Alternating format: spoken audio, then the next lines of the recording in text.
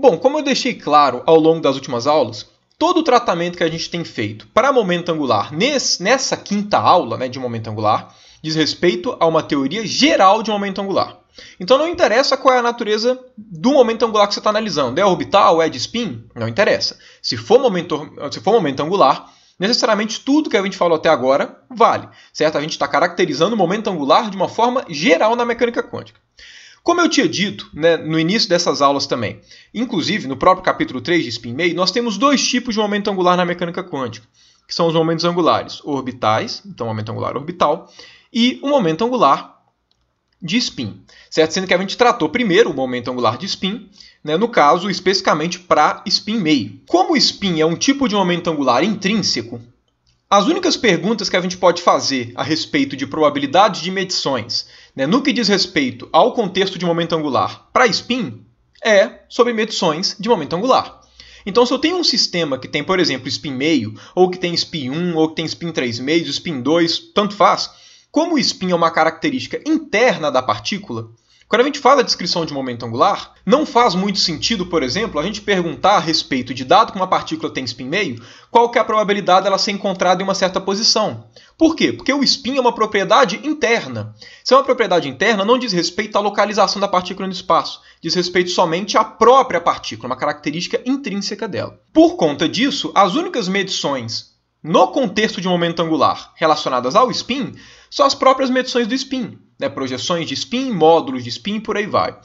Não é o que acontece no caso do momento angular orbital, certo? No caso do momento angular orbital, quando você está descrevendo um sistema que o momento angular dele é orbital, existem mais coisas a você se perguntar, existem mais grandezas passíveis de serem medidas que se relacionam com o momento angular do que somente as projeções de momento angular ou o módulo do momento angular. E por que a gente pode afirmar isso? O momento angular orbital implica que existe algum certo tipo de órbita, certo? Ou seja, existem sistemas quânticos que estão orbitando outros sistemas.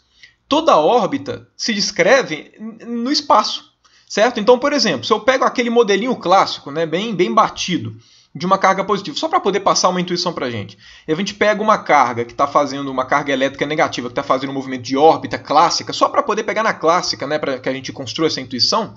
A gente sabe que esse cara daqui vai ter algum tipo de momento angular, certo? Que o momento angular dele vai estar relacionado a como ele faz essa órbita, certo? A gente sabe que se a gente aumenta o momento angular, os parâmetros relacionados ao movimento de órbita dele mudam, certo? Se eu altero o momento angular, eu posso alterar a distância que ele vai estar da carga, eu posso alterar a velocidade que ele vai estar, ou seja, eu altero o momento angular de um sistema orbital, altera as características de posição e momento em torno, né, do objeto no qual a órbita está acontecendo.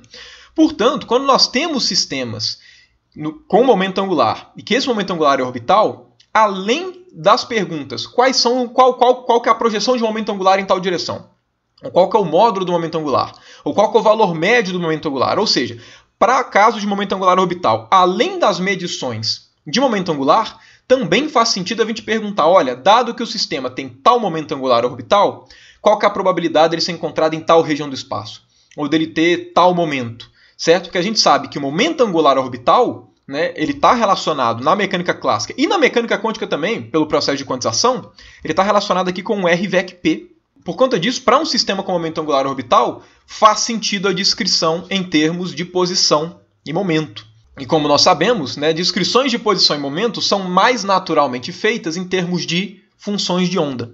Então, se no caso de momento angular de spin não fazia sentido a gente usar funções de onda, porque todas as medições eram discretas, ela não tinha algum parâmetro a ser medido que era contínuo, como posição e momento, isso vai ser diferente no caso do momento angular orbital. Então o que a gente vai acabar fazendo é, dado que nós estamos com um sistema de momento angular específico, né, um momento angular orbital específico, qual que vai ser a probabilidade de ele ser encontrado em alguma região do espaço? Ou de forma equivalente, qual é a função de onda psi de x, né? No caso eu vou até colocar, em vez de psi de x, eu vou até colocar psi de r, levando em conta, obviamente, que os movimentos de órbita que a gente tem não necessariamente eles são unidimensionais, certo? Eles acontecem no espaço tridimensional. Ou seja, qual que vai ser a função de onda para um corpo que está com momento angular orbital 1? Momento angular orbital 0, certo? Ou seja, como é que o momento angular afeta as probabilidades de posição e de momento? No caso, eu vou pegar só a função de onda de posição. Por quê? Porque se a gente quiser a função de onda de momento, basta a gente tirar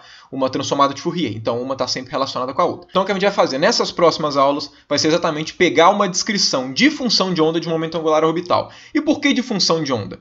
Porque já que tudo que a gente falou até agora vale para momento angular de forma geral, as propriedades de momento angular orbital no que diz respeito à notação de Dirac já foram enunciadas anteriormente. Certo? O que a gente falou até então vale para todo tipo de momento angular.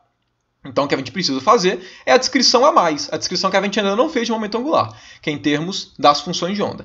Uma grande vantagem dessa descrição das funções de onda é que um dos resultados, que ela vai nos passar, eu já vou adiantar, mas a gente vai pegar ou nessa aula ou na próxima, é que ao passo que aquele J, para momento angular geral, ele poderia ser 0, meio, 1, 3 meios, ou seja, inteiro ou semi-inteiro, o que a gente vai ver é que, quando a gente está tratando com momento angular orbital, necessariamente esses caras daqui só podem ser inteiros.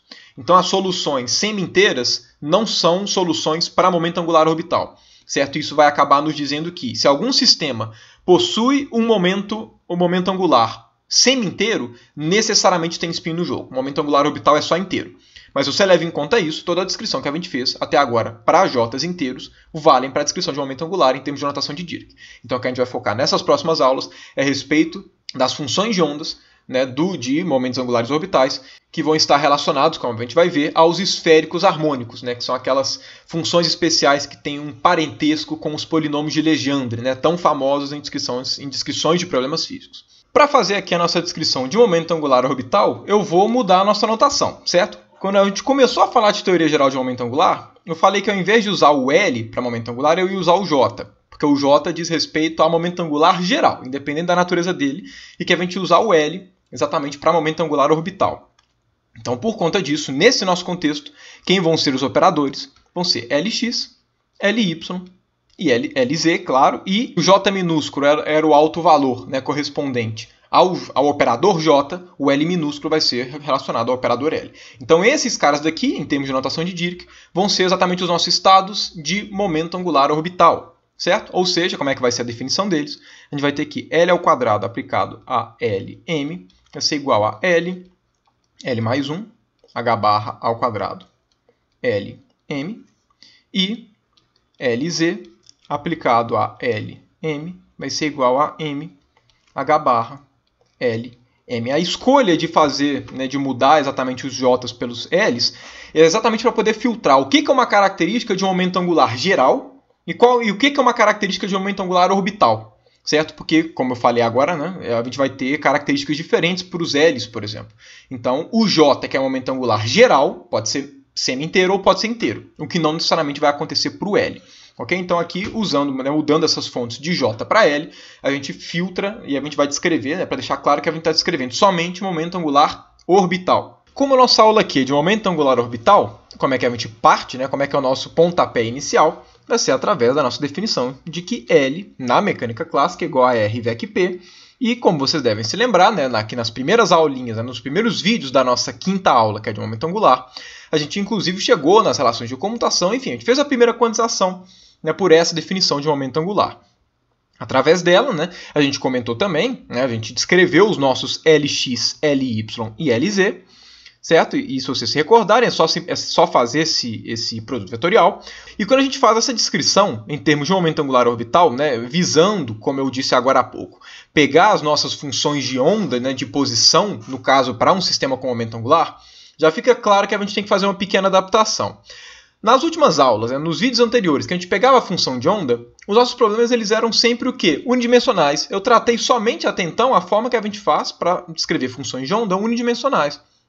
Aqui fica claro que nos momentos angulares aparece tanto x, quanto y, quanto z. Então, necessariamente, a nossa função de onda não dá para escrever só um psi de x. A nossa função de onda tem que ser um psi de x, y, z, ou seja, tem que ser uma função de onda no espaço tridimensional. Então, a primeira coisinha só que eu gostaria de deixar aqui claro é só como é que vai ser a adaptação. A gente não tem que devagar muito a respeito, as mudanças são bem intuitivas, são bem simples, mas é interessante que a gente pontue aqui. Então vamos lá, de forma geral é o seguinte, os nossos estados de posição, dado que cada posição no espaço é dada por um x, por um y e por um z, a gente pode pensar como sendo o ket de posição como sendo x, y, z. De forma que, se a gente aplica o operador x nesse cara, vai dar x vezes x, y, z. Da mesma forma que se a gente aplica aqui os nossos operadores y ou z, isso aqui vai dar a mesma coisa, só trocando os autovalores. Aí, mesma história. Se x, y, z são grandezas a serem medidas, esses caras aqui são autovalores desses caras, esses caras daqui são autoestados, então eles formam uma base que expandem qualquer, né, estado, no caso, em termos do espaço de posição. Da mesma forma que no contexto unidimensional, a gente definia o nosso psi de x como sendo simplesmente fazer o produto escalar desse cara daqui, certo? Do nosso estado psi, no caso com o estado de posição, de forma análoga, o nosso psi de x, y, z, ou seja, nosso psi tridimensional, nossa função de onda do espaço inteiro, vai ser o quê? Vai ser esse nosso x, y, z, psi. Como esses caras formam uma base que depende de x, y, z, naturalmente a gente pode escrever a identidade daquele jeito, né? Uma integração com x, y, z. X, y, z. Só que como tanto x, y, z são variáveis aqui no problema, né, a gente vai ter que ter aqui um dx, dy, dz. Essa vai ser simplesmente a nossa alteração se a gente fosse passar para mais dimensões. É bem natural, né, baseado em uma dimensão só, né, de forma aqui também que qualquer estado psi pode ser escrito como sendo uma integral de psi de x, y, z, x, y, z, dx, dy, dz. No caso, né, aqui fica evidente, eu só tratei no caso unidimensional, né, nas aulas anteriores, porque era mais simples, é exatamente a mesma coisa. Então vamos lá, qual que vai ser a ideia que a gente vai fazer? Nós sabemos que a descrição de momento angular em termos do espaço de posição tem que ser uma descrição tridimensional, como eu acabei de dizer aqui. Então o que a gente vai fazer basicamente é, como é que ficam os operadores na forma, aplicados nas funções de onda, certo? No espaço de posição. E não somente isso. Como são as funções de onda que correspondem aos momentos angulares bem definidos? Então, se eu tenho um momento angular 1, por exemplo, como é que são as funções de onda correspondentes a isso? Ou seja, dado que eu tenho um certo momento angular e uma certa projeção de momento angular, qual que é a probabilidade de eu encontrar o meu sistema com esse momento angular orbital em uma certa região do espaço? Basicamente isso que a gente vai descrever. Certo? Então, com base nesses caras daqui, no formalismo tridimensional de função de onda, o que a gente vai determinar quais são as probabilidades de um sistema com momento angular estar em uma certa posição. Ou seja, qual é a função de onda associado a esses estados LM daqui, que na verdade não vão ser exatamente os estados LM, eu vou fazer essa correção mais para frente, mas enfim, quais são as funções de onda relacionadas aos estados de momento angular bem definido, certo? Que da mesma forma que a gente fez, no caso, por exemplo, para oscilador harmônico, certo? Quando a gente pegou aqueles fientes. Então isso vai ser o que a gente vai fazer. Naturalmente, você deve se lembrar, na mecânica clássica, né, um sistema de coordenadas muito útil para a gente poder trabalhar, né, quando a gente vai falar de coisas orbitais, né, enfim, só pegar ali como, por exemplo, quando a gente vai estudar gravitação, é o sistema de coordenadas esféricas. O sistema de coordenadas esféricas ele funciona muito bem para sistemas de órbita. Por que isso? No caso da gravitação, né, a gente usa o sistema de coordenadas esféricas porque a força gravitacional ela é uma força que depende só da distância. É uma força central. Toda vez que a gente tem uma força central, coordenadas esféricas são mais... a gente trabalha de forma mais eficiente com elas. Se a gente for pegar os sistemas quânticos, momentos angulares orbitais implicam em quê? Implicam que você tem alguma coisa que o nosso sistema quântico está orbitando. Certo? No caso, quais são os sistemas de órbita que a gente tem na mecânica quântica? Os sistemas atômicos. E a gente sabe que o núcleo exerce sobre os elétrons que estão na nuvem eletrônica uma força de Coulomb, que também é uma força central. Então, por conta disso, né, momento angular orbital, na mecânica quântica, também é melhor descrito em termos de coordenadas esféricas. Então, o que a gente vai fazer aqui é descrever o nosso sistema, né, descrever momento angular orbital em termos de coordenadas esféricas, que vai ser uma formulação mais natural. Então, primeiro, já que a gente vai para coordenadas esféricas, quais são as mudanças, para aí sim a gente partir para a nossa descrição específica de função de onda do caso do momento angular. Pois bem, o nosso sistema de coordenadas esféricos ele é definido como? Vamos colocar aqui os nossos eixos x, y, z. Então aqui x, y, z. E a gente sabe que qualquer região do espaço, né, pode ser encontrada em termos de um vetor R. Então cada ponto do espaço é indexado por um vetor R que define que é exatamente o vetor posição. Esse cara, em coordenadas esféricas, ele é descrito por 3 parâmetros, 2 angulares e 1 radial. Então aqui a gente tem o nosso ângulo φ, aqui a gente tem o nosso ângulo θ e, claro, uma certa distância do nosso centro de coordenadas. Se vocês se recordarem, né, as coordenadas esféricas são definidas como x é igual a r seno θ cosseno φ. O nosso y é definido como r seno θ seno φ. E o nosso z ele é definido como r cosseno de θ, certo? O r variando de 0 até infinito, o nosso θ variando de 0 até π e o nosso φ de 0 até 2π. No caso de um sistema de coordenadas esféricas, a gente pode indexar cada ponto do espaço exatamente pelo vetor r. Então, uma forma natural que a gente tem também de escrever a nossa base do espaço de posição, ao invés de escrever x, y, z, a gente pode indexar cada elemento, né, enfim, cada ket, né, que forma uma base para os nossos operadores de posição, a gente pode representar simplesmente como um vetor r desse jeito. Quando a gente escolhe o sistema de coordenadas esféricas, a gente pode usar a nossa identidade como o quê? Como integral de r, né, que é simplesmente aqui, a gente está usando esse cara daqui como ket, que vale a pena ressaltar, é igualzinho a isso, certo? Porque um vetor r ele é descrito exatamente por x, y, z, então esse aqui eu estou só renomeando, certo? Uma forma mais natural de colocar o nome. E aqui o dx, dy, dz, isso aqui é um elemento de volume, certo? Como é que é o elemento de volume em coordenadas esféricas? r² seno θ dr dθ dφ. Sendo que o seno θ dθ dφ a gente tem o costume de chamar de dômega, certo? Que está relacionado ao que a gente chama de um ângulo sólido. Então, né, a gente também pode escrever isso como r ao quadrado dr dômega. Então, ou seja, a gente pode escrever em coordenadas esféricas a nossa identidade escrito dessa maneira. De uma forma que independe do sistema de coordenadas, é provável que você também veja, né? A gente também pode escrever nosso sistema de coordenadas sempre desse jeito. R, e aqui a gente coloca um D3R, que é simplesmente um elemento de volume. Aí, dependendo do seu sistema de coordenada, esse cara pode ser dx, dy, dz, ou R2, dr, dômega e por aí vai, certo? Aí aqui, claro, dependendo do seu sistema de coordenadas. Então, beleza. Agora que a gente definiu qual que é o nosso sistema de coordenadas, o que a gente tem que fazer agora é adequar tudo ao nosso novo sistema de coordenadas. Então, se antes a gente tinha um psi de x, y, z, agora a nossa função de onda, que descreve um sistema quântico de forma geral, é o quê? É o nosso psi de r, θ e φ, certo? Então, a nossa função de onda de posição, para um sistema quântico que em 3 dimensões, é esse cara daqui, dependendo de r, θ e φ. Então, para a gente poder fazer a descrição de momento angular, o que a gente vai ter que fazer? A gente vai ter que pegar exatamente o que define os caras de momento angular, que são os operadores, certo? Porque lembrando, os nossos estados de momento angular bem definidos, que no caso são esses caras daqui, que a gente está buscando as funções de onda correspondentes a eles, lembrando, a gente define eles como sendo autoestados desses operadores de momento angular. Então é importante, para fazer a descrição de momento angular em termos de função de onda, que a gente tenha, né, por completo como é que são os nossos operadores de momento angular, porque eles que definem exatamente os estados com o momento angular bem definido, que são os autoestados. Como é que a gente faz, então, para poder determinar esses caras em coordenadas esféricas? Ou seja, de forma análoga. Como é a atuação dos operadores de momento angular no espaço de posição, que também é equivalente dizer como esses caras atuam nas funções de onda, certo? Lembrando, escrever esses caras em termos de espaço de posição é escrever como eles atuam na função de onda. Agora, olha só que maravilha. Os nossos momentos angulares eles são escritos em termos de posições e momentos.